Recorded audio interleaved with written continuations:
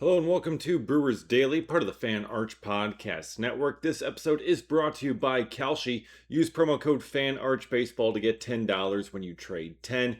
I'm Dave Gasper. The second half is about to begin here as we sit on a Friday. The All-Star break is done. Everyone has rested. Everyone is back.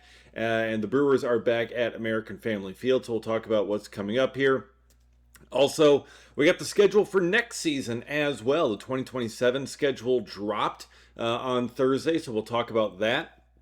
Also, a couple of signings and roster moves that we got to talk about as well. But just wanting to just take a general big picture here, look at the second half coming up for the Milwaukee Brewers.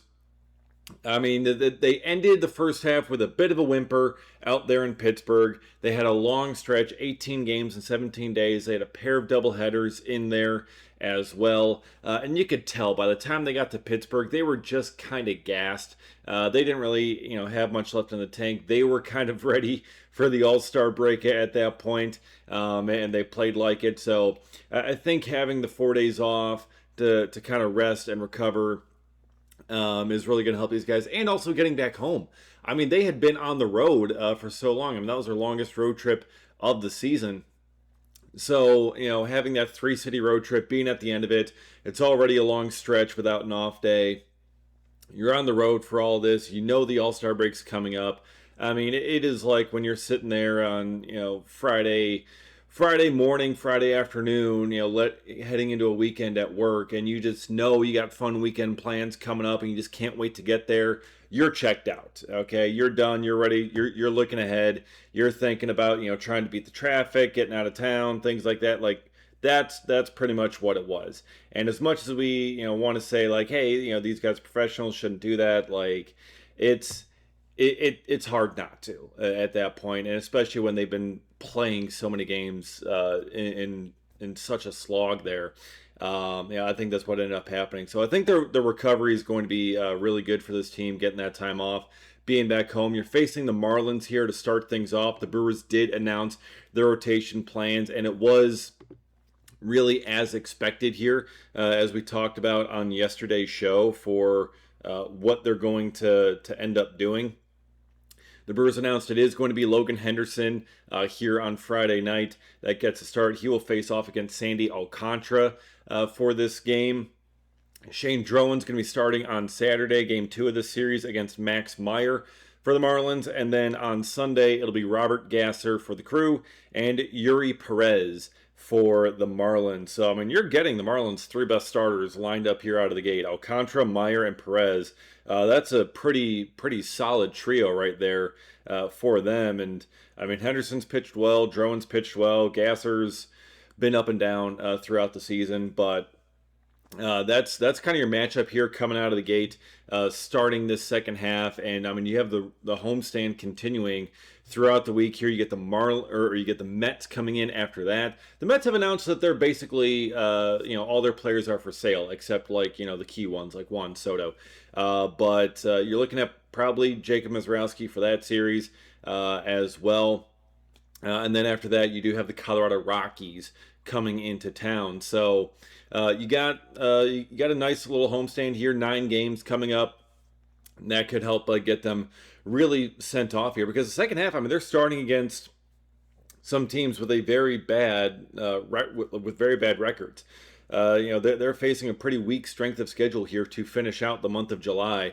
Miami, New York, Colorado. So I mean that's putting them on a pretty good path there. And then also, I mean, they got a West Coast trip coming up where it's like San Francisco and the Angels. So that also helps you out a little bit as well to start the second half. So you've got to be able to take advantage of the opportunities in front of you and try and put a little bit more distance between yourself and the Cubs, because the Cubs are 5 games back here as the second half is about to start. Lots to get to, and excited to have baseball finally back on the nightly schedule here.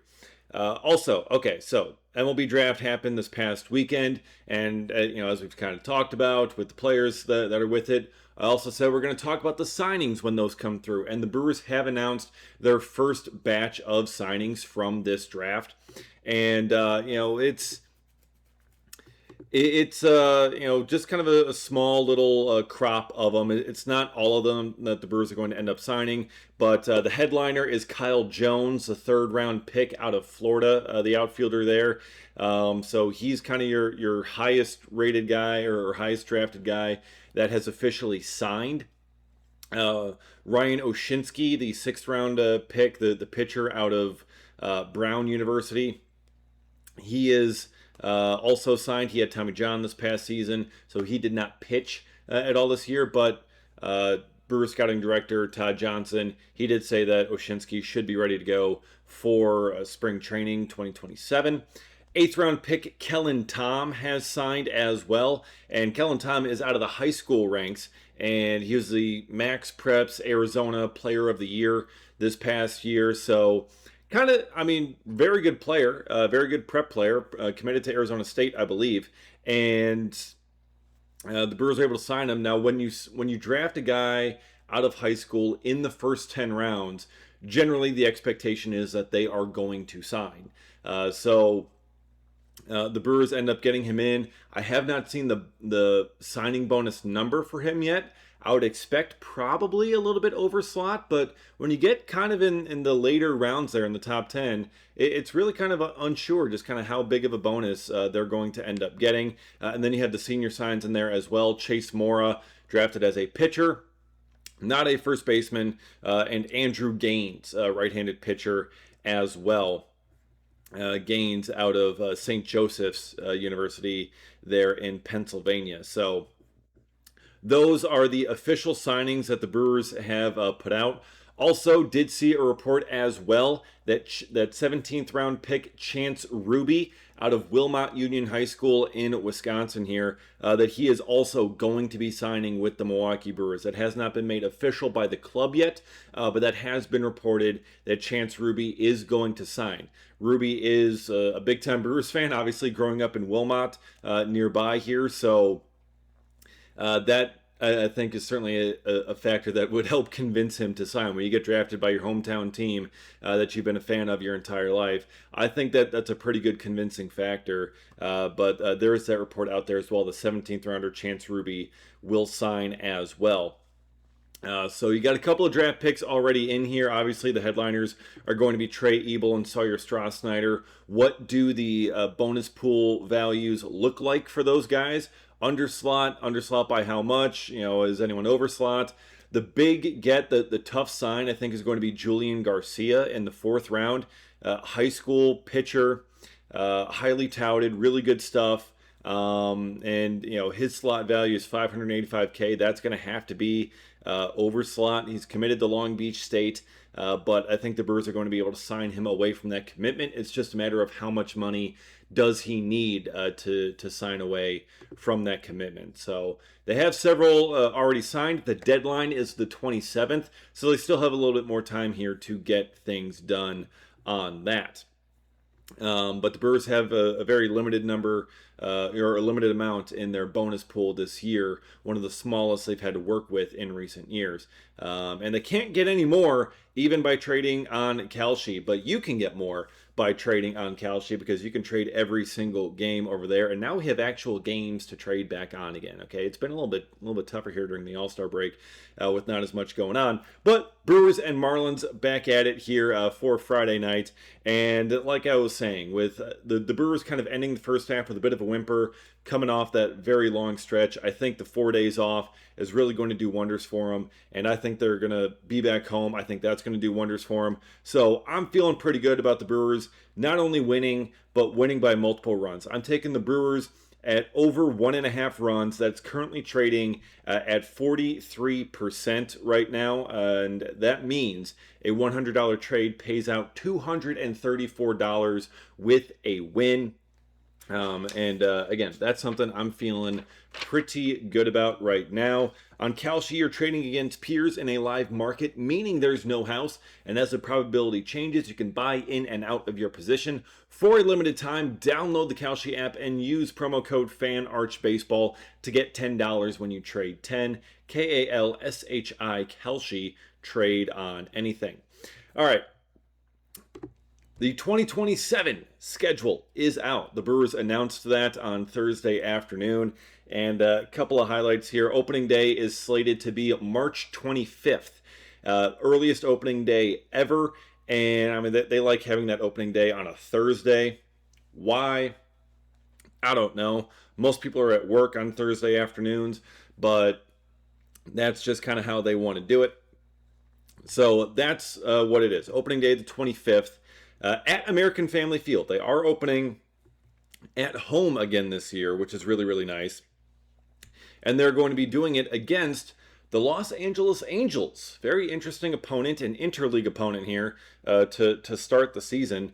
They've liked to get a lot of these interleague games in early in recent years, just with how they do the schedules, which is interesting. First time that the Brewers have faced the Angels on opening day since 1996. Back when they were the California Angels and back when the Brewers were in the American League. It's the sixth time in franchise history they've opened against them, but again, all those times prior, they were in the American League with the Angels, and they haven't been in a long time. And actually, the first game in franchise history was against the Angels, opening day in Anaheim in 1969, back when they were the Seattle Pilots. So that's the Brewers' opponent. So you get to see Mike Trout most likely on opening day. So that's fun. That's very good to see. But that's where things get started for this schedule. Some other highlights from it. The Brewers then follow up the Angels with the Atlanta Braves early on in the season there. So that's the first homestand. And then after that, they go on the road and they will take on the Chicago White Sox and the Toronto Blue Jays. So you get to face the Blue Jays early on in the year. In terms of interleague opponents who they are going to be hosting at American Family Field this year, so if you or this next year, so if you want to get tickets to see the interleague teams, that is going to be the Royals coming in June, the Twins will be in July, the Tigers right after that, the Athletics in August, the Astros in August, and then the Red Sox and Orioles will be coming to American Family Field in September. And then on the road for their interleague games this year, it'll be the Yankees, the Tampa Bay Rays, Guardians, Mariners, Twins, and Rangers. They will finish the regular season against the Rangers. So they start against the Angels at home, and they finish against the Rangers on the road. And once again, this is an interesting quirk that I think MLB is just doing on purpose with their schedule makers. The Brewers have their longest road trip of the season, 10 games, leading right into the All-Star break. Once again, that's what they did this past year, and that's what they're doing again this year. So they're going to have a 10-game road trip heading into the All-Star break, taking on the Reds, the Nationals, and the Guardians. So I really hate how MLB does that, putting these long stretches right into the All-Star break, and it's all on the road. Why? And then also, just like this year, immediately following the All-Star break, they're going to have their longest homestand of the season with a 10-gamer against the Twins, Tigers, and Marlins. So that's, for whatever reason, just how MLB seems to be liking doing it when it comes to the schedule. I don't like it that way, but whatever. I mean, they're in charge of that. And in terms of holidays, the Brewers will be at home on Memorial Day and Labor Day. So you kind of bookend your Wisconsin summer there with some Brewers baseball, when it starts and when it technically ends in that sense. So those are kind of the quirks there, the big things with the schedule for next season. Now the question is, will that schedule actually be played? Will the lockout change things? Because we know there's going to be a lockout this offseason, and we know the CBA negotiations are going to be contentious. So will this actually start on time? Will they have to change the schedule a little bit? Will they lose games? I don't know. We don't know. We will end up finding out at some point, probably February, March next year, when they get this thing done, if they get this thing done on time. Hopefully they do, because you would like to get the full 162 game schedule in. We'll see if they have to shuffle some things around in order to make it happen, but that is the way things currently stand for that 2027 schedule. All right, Last note here to really kind of talk about heading into this Friday and really set your weekend off on a high note. Greg Jones has cleared waivers, and the Brewers outrighted him to AAA Nashville, but Greg Jones has elected free agency. So he is no longer in the organization. Greg Jones is now a free agent, and he can sign with anyone. No one picked him up on waivers. No one was putting him on the 40-man roster. So now he can sign somewhere else on a minor league deal. Now, I will say there is a possibility he could sign back with the Brewers on a minor league deal. We've seen this happen a couple of times with a lot of different players who get designated for assignment. No one claims them. They become a free agent and they re-sign with the team that they were just with. We've seen that happen numerous times before. Carlos Carrasco has done that like 6 times this year with the Atlanta Braves. So that is a possibility. I'm not sure that the Brewers want to sign him back, but we shall see if that ends up happening. He can be depth in AAA, all that he wants. I just don't think the Brewers should be calling him up for the big league roster anymore. If they have other needs in the outfield or wherever, I think they should look elsewhere on their AAA roster than Greg Jones. But that's just me. I mean, that's just my opinion on it. That they shouldn't bring him back to the big league club.